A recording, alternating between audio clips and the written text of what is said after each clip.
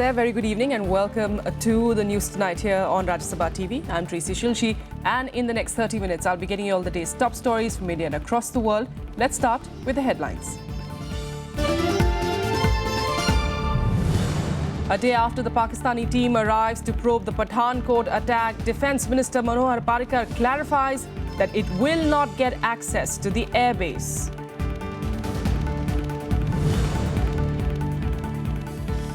In Uttarakhand, the Congress moves the High Court against imposition of President's rule in the state. BJP defends the decision and says it is ready for any eventuality.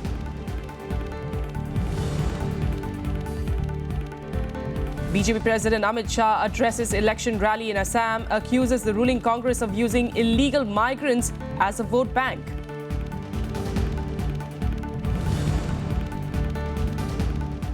The President confers Padma Awards on 56 recipients, including Dhirubhai Ambani, Jagmohan Dalmia, Anupam Kher and badminton ace Saina Nehwal.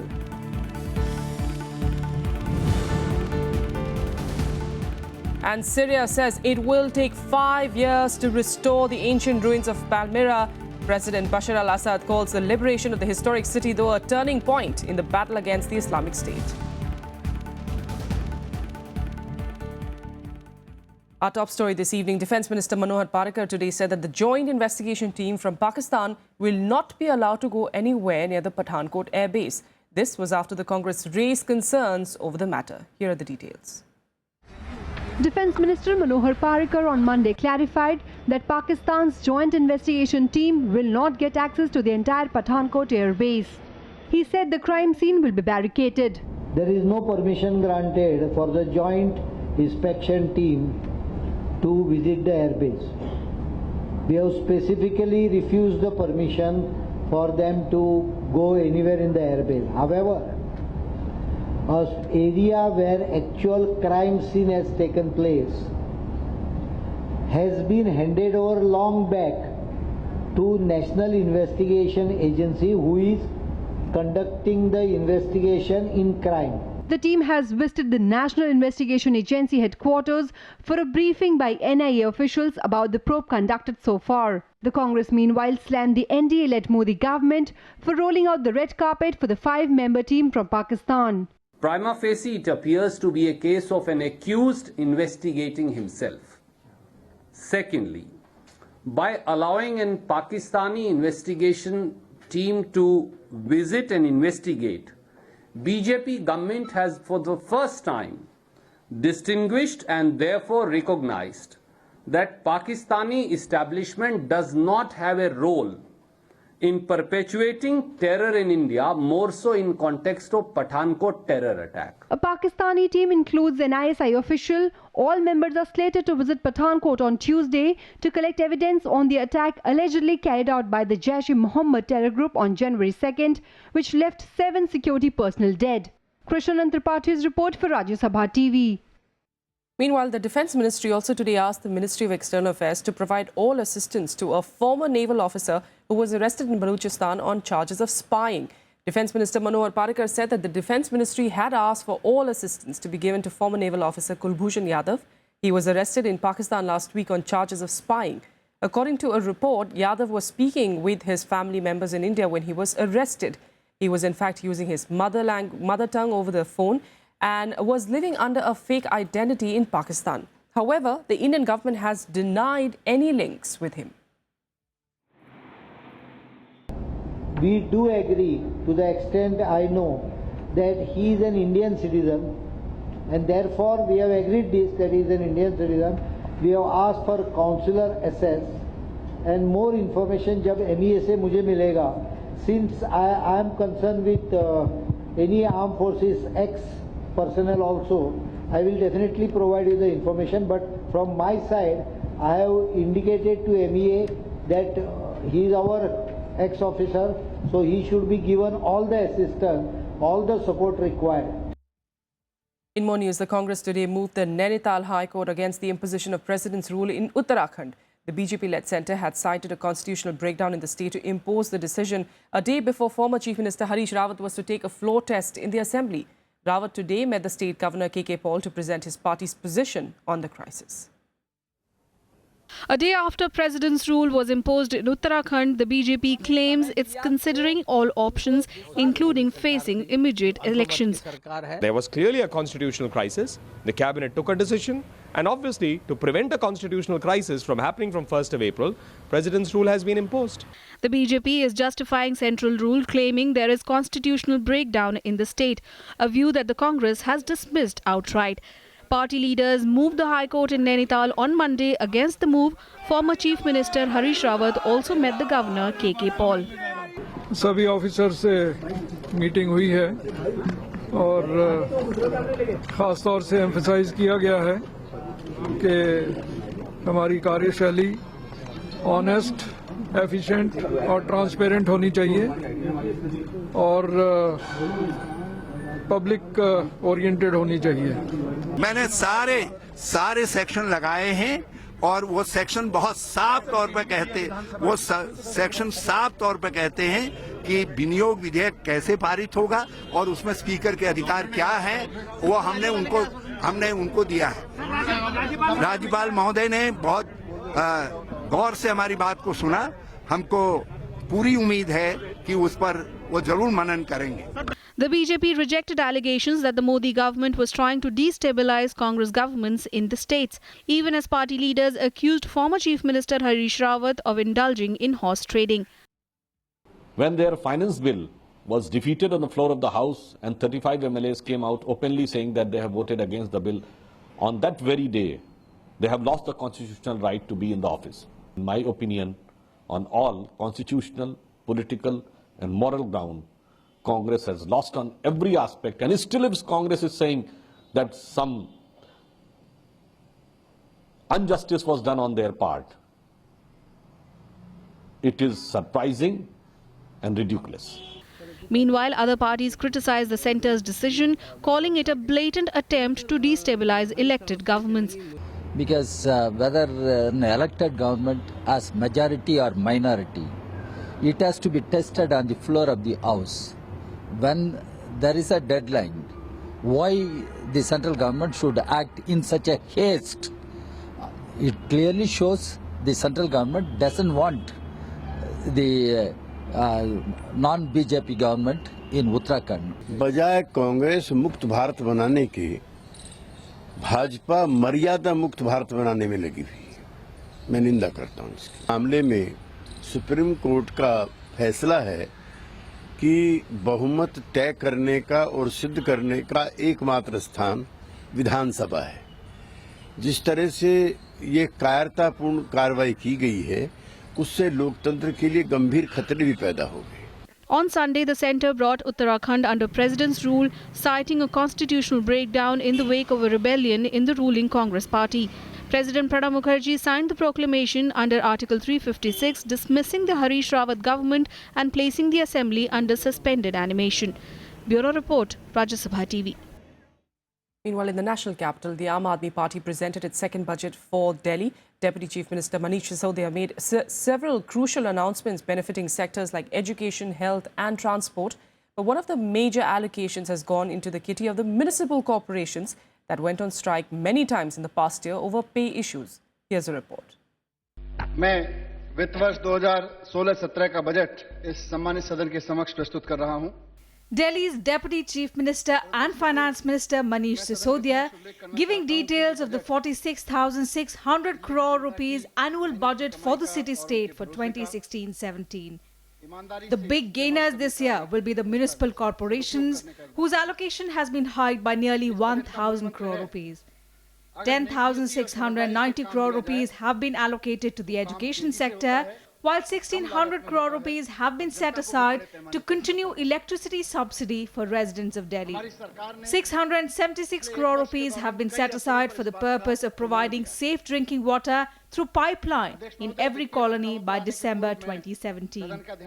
हमारा मकसद है दिल्ली के लोगों को साफ पानी पिलाना और टैंकर माफिया का सफाया करना। टैंकर माफिया जैसे हॉस्पिटल में प्राइवेट हॉस्पिटल, स्कूल्स में प्राइवेट स्कूल्स, वैसे ही पानी क्यों ठीक नहीं हो रहा?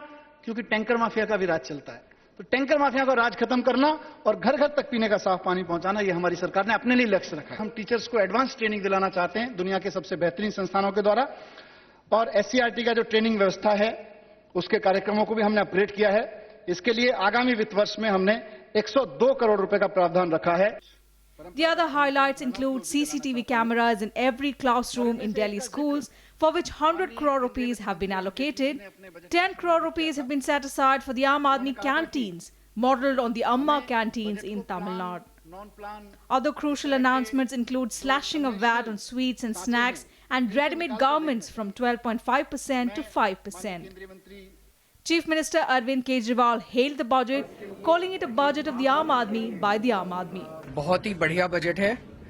सबसे खास बात यह है कि किसी भी चीज के ऊपर टैक्स, नया टैक्स नहीं लगाया गया है, किसी भी चीज के ऊपर टैक्स बढ़ाया नहीं गया है। सरकार में पैसे की कमी नहीं है, अभी तक नीयत की कमी थी।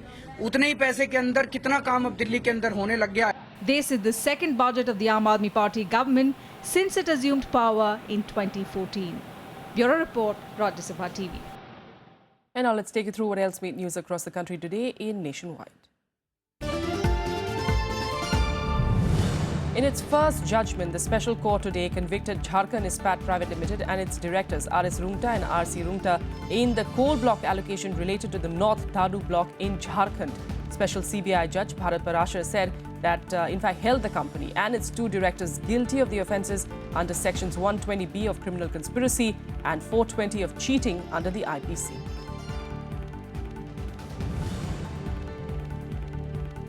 The opposition YSR Congress today disrupted the Andhra Pradesh Assembly proceedings. They demanded that Agri-Gold firm's alleged payments default issue be taken up for immediate discussion. The House was adjourned twice as the opposition members raised slogans against justice for the Agri-Gold payments default case victims.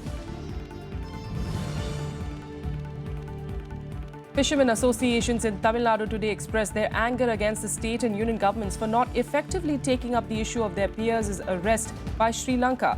The Paman Fishermen's Association claimed that 92 boats have been detained by Sri Lanka in recent times for allegedly fishing in their territorial waters. A fire broke out in a scrap godown in Agra's Rakabganj area late on Sunday night. Several fire tenders were rushed to the spot to douse the flames. The fire was brought under control. There's no news of any casualties so far, but the cause of the fire is yet to be ascertained. And now let's get you all our assembly election related news in our special segment called Verdict 2016.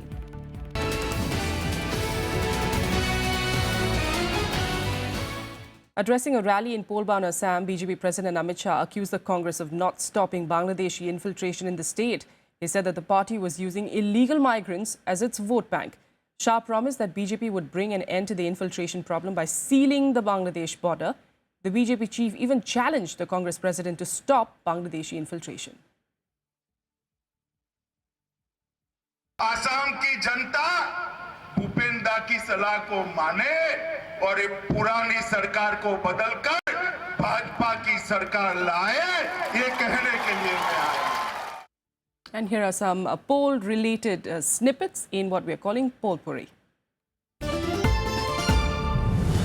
The People's Welfare Front convener and CPI Unit Secretary Vishwanathan has dismissed all reports of the PWF having alliance with the ruling AINRC. The reports of the alliance came after the Viduthalai Chirutegal Kachi president Thirumavalavan told a television channel that DMDK PWF is likely to have an alliance with the AINRC. The Election Commission's Code of Conduct has hit about 40,000 cases of people in Kerala seeking aid amounting to 44.54 crore rupees from the Chief Minister's Relief Fund. With the Model Code of Conduct in force from the 4th of March, the aid to the 40,000 applicants could no longer be disbursed without the clearance from the Election Commission of India. The Commission on the 4th of March notified May 16th as the day of polling for the Kerala Assembly.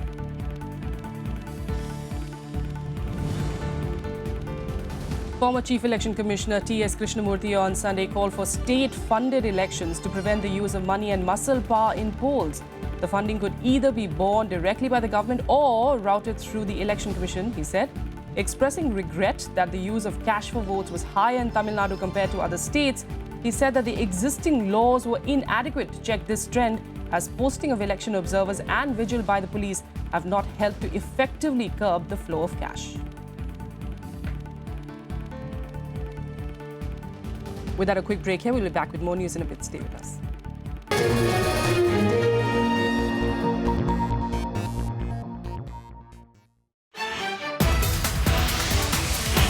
Hello and welcome to India's World. The refugee crisis will still remain more important for them than the terrorist incidents. There is a basic relationship between the refugee crisis, terrorism, and European intervention. The terrorist incidents being the kind of, seminal events which affect people's thinking on everything will certainly be used by both sides to buttress their art. Watch experts debate the future of European Union and India's world only on Rajya Sabha television.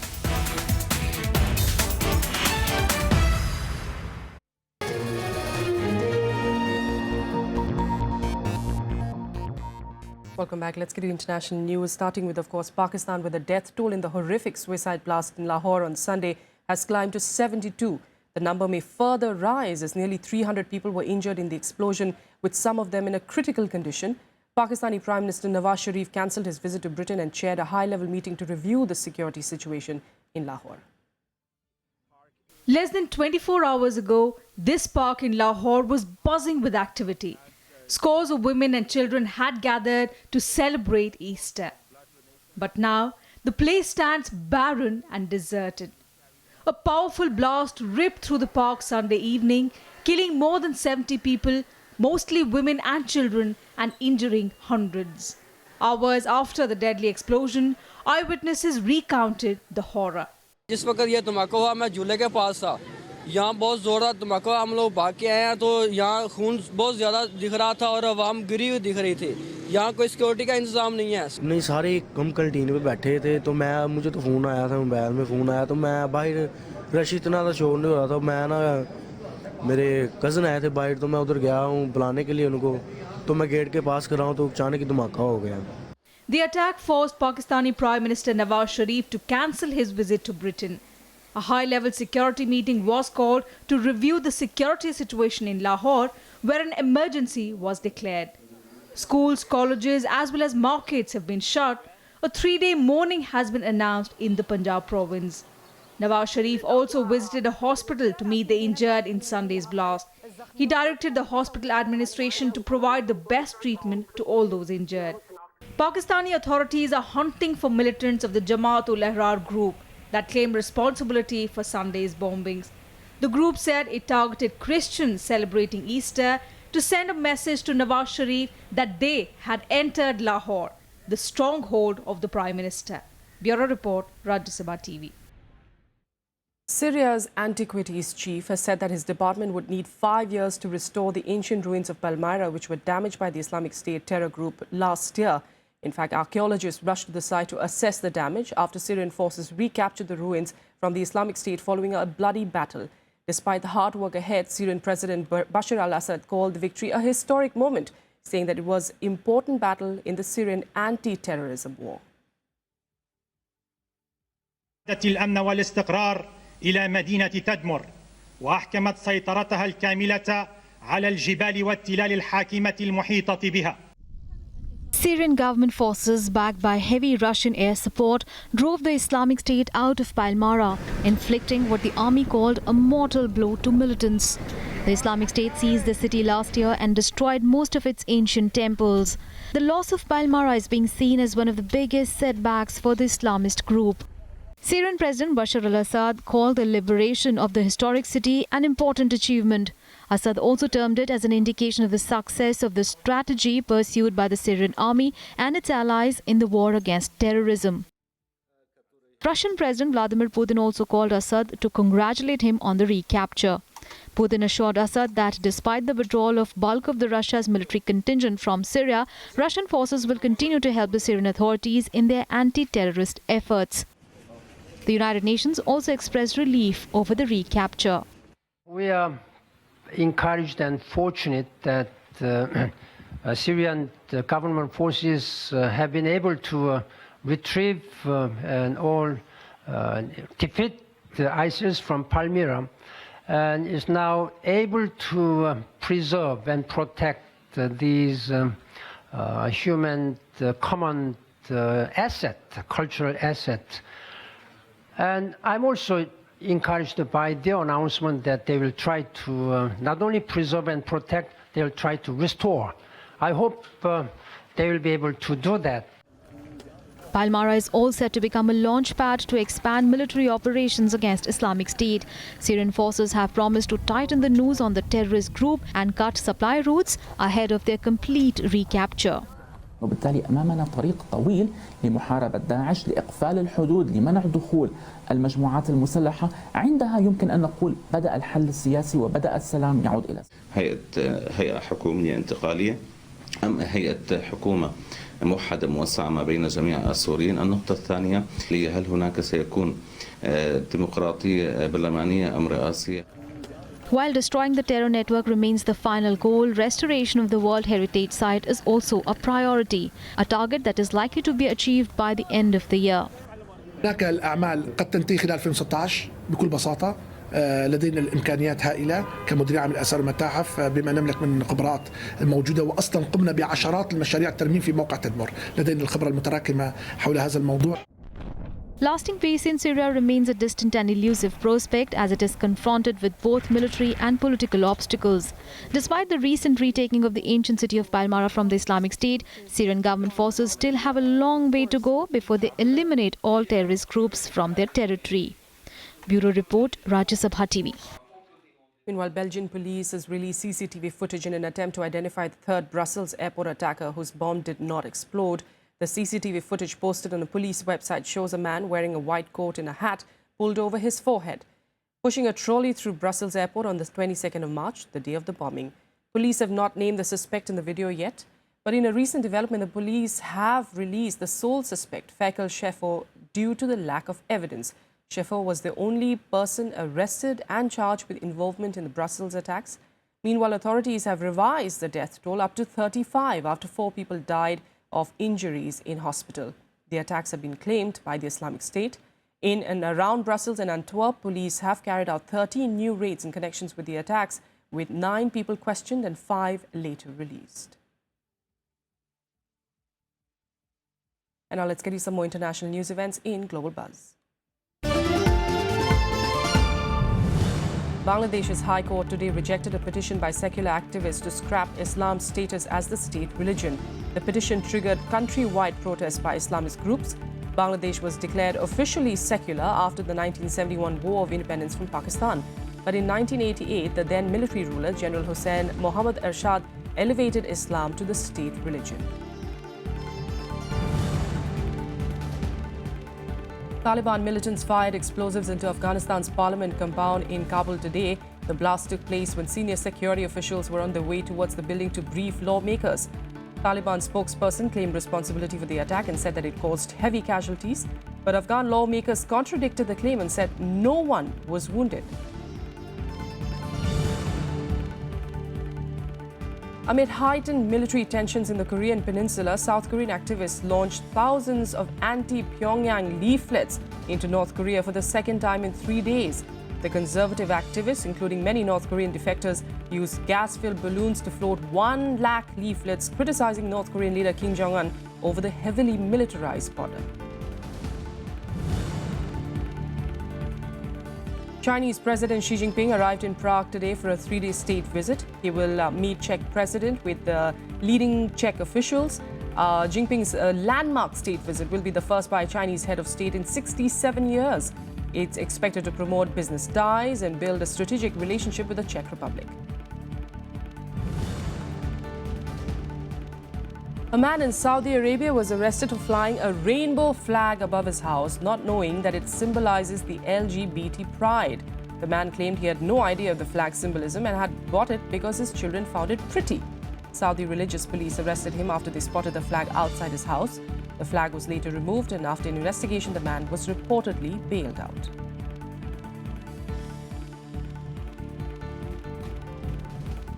And now let's get you all the latest from the world of sports in Sports Beat.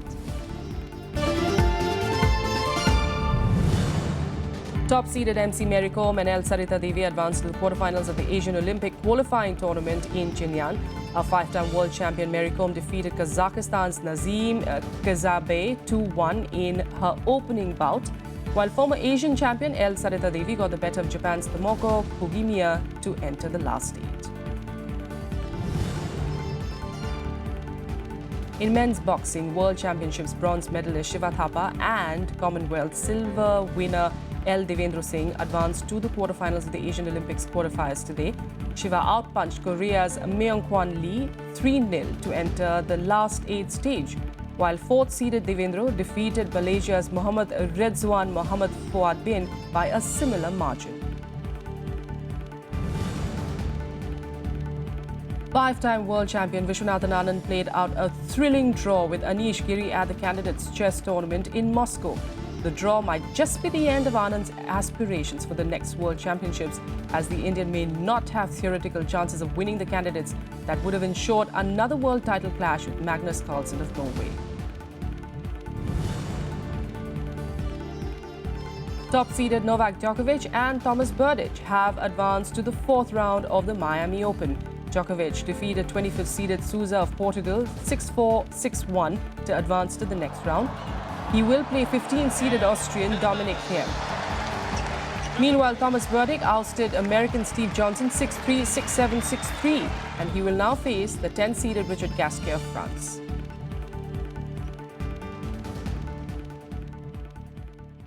And finally, President Pranab Mukherjee today conferred the Padma Awards, one of the highest civilian awards in the country. Founder of Reliance Industries, Dhirubhai Ambani, former Governor Jagmohan, actors Anupam Kher and Ajay Devgan, and badminton star Saina Nehwal were honoured with the Padma Awards. We're leaving you now with these visuals from Rashtrapati Bhavan.